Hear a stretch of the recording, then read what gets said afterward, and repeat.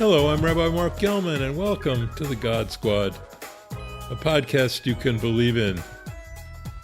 Today, we're talking about heaven or the worms. What awaits us after death?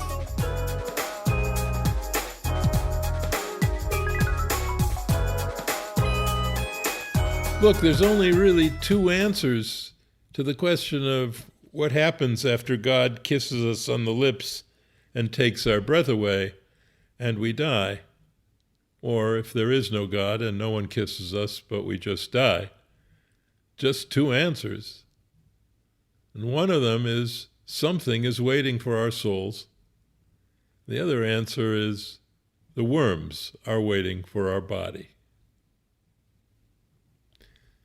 Personally and professionally as a rabbi, I'm a something guy. I'm not a worm guy.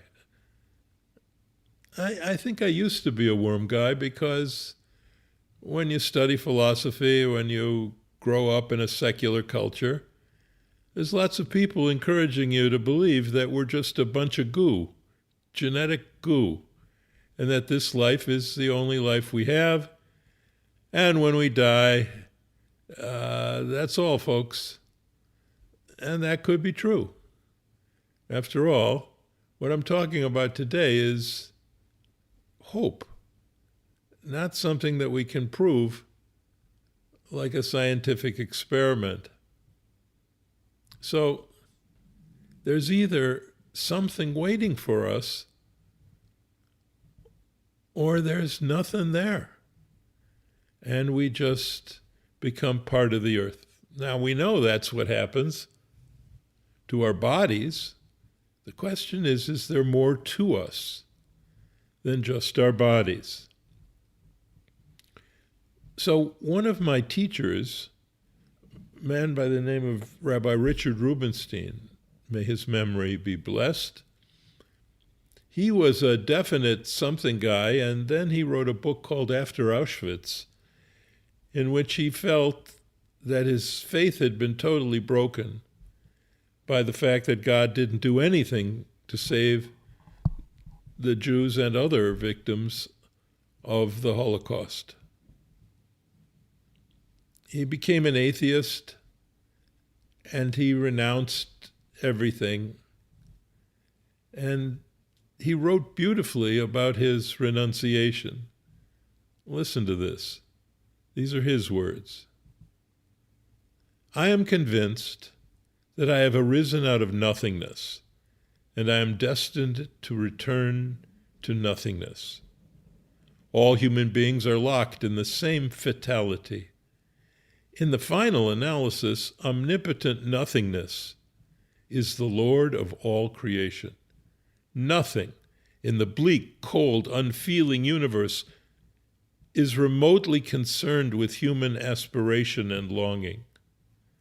Only death perfects life and ends its problems. God can only redeem by slaying. We have nothing to hope for beyond what we are capable of creating in the time allotted to us. In the final analysis, all things crumble away into the nothingness which is at the beginning and the end of creation. Well, I'll tell you, Richard could really write. So the question is not whether Richard Rubenstein is right or wrong.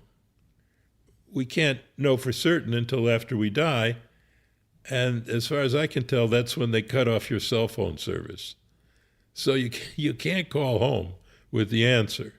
No, the question I want all of us to consider is not whether Richard was correct. The question is whether you can live a hopeful life, believing that he is correct. I cannot.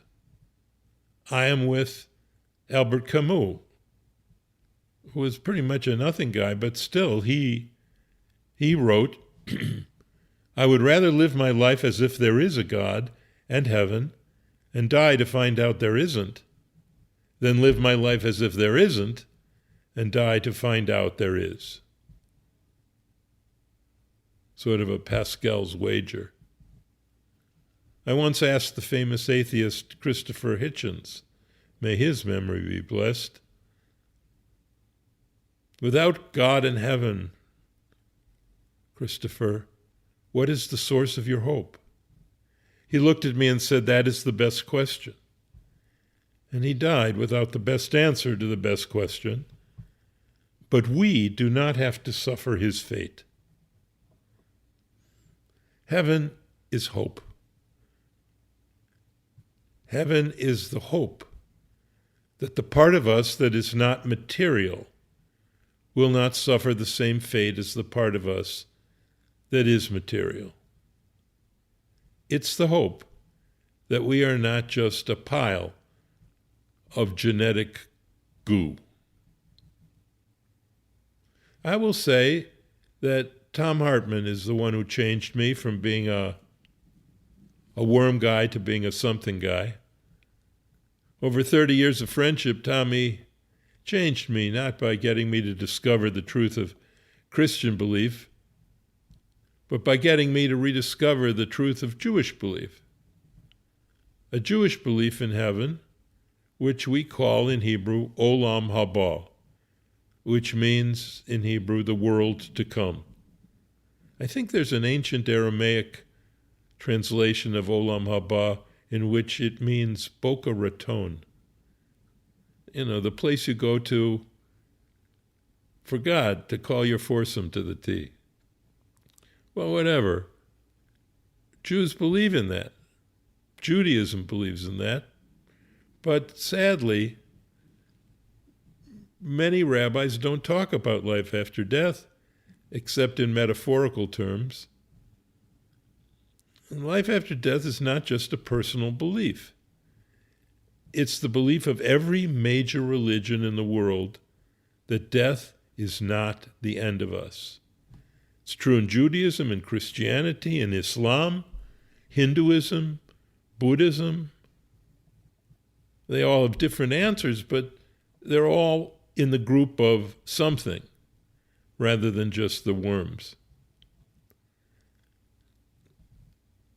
Now, I knew all this, but I did not let its truth change me. And now I have. There are a bunch of reasons why people have trouble. Good reasons, natural, understandable reasons. For people having difficulty believing that death is not the end of us. One is science and rationalism. It just seems there's no proof for this. And so why should we believe in something for which there is no self-evident scientific proof? But on the other hand, if you look at something like our consciousness, what part of our body is that in? It's not just our brain. There's no part of our brain that is us. There's memories and thinking, but there's no actual part of us that is our most distinctive part, our consciousness. That part, religions believe, isn't part of our body because it wasn't put into our body like our kidneys or our heart or our lungs.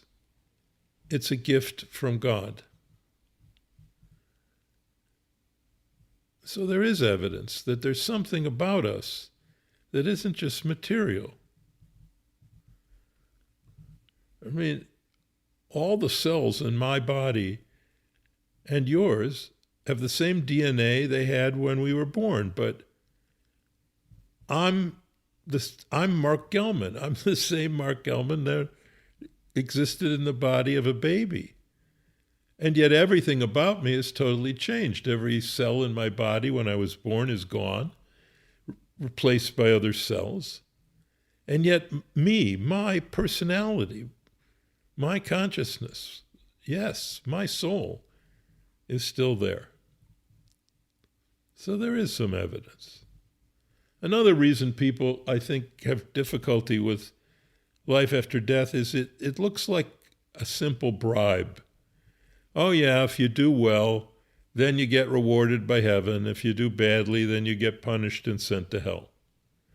Well, there's a lot to be said about that, and there's a lot to be said about bribes. Most parents could not raise their kids without a whole litany of bribes, from cookies to an extra half hour of staying up, all rewards for good behavior. And frankly, if we didn't have highway patrol officers to enforce the speeding limits, you could put all the speed limit signs you want out there on the highway and people would be burning rubber, driving as fast as they could. So there's nothing, if fear of hell keeps people from doing bad things in this life, well, maybe it's not such a bad thing. Another difficulty people have, I think, is when you believe in heaven and hell, it looks like you're giving up on this world. You're saying, my life, my future, my essential journey happens after I die, and this life doesn't matter that much.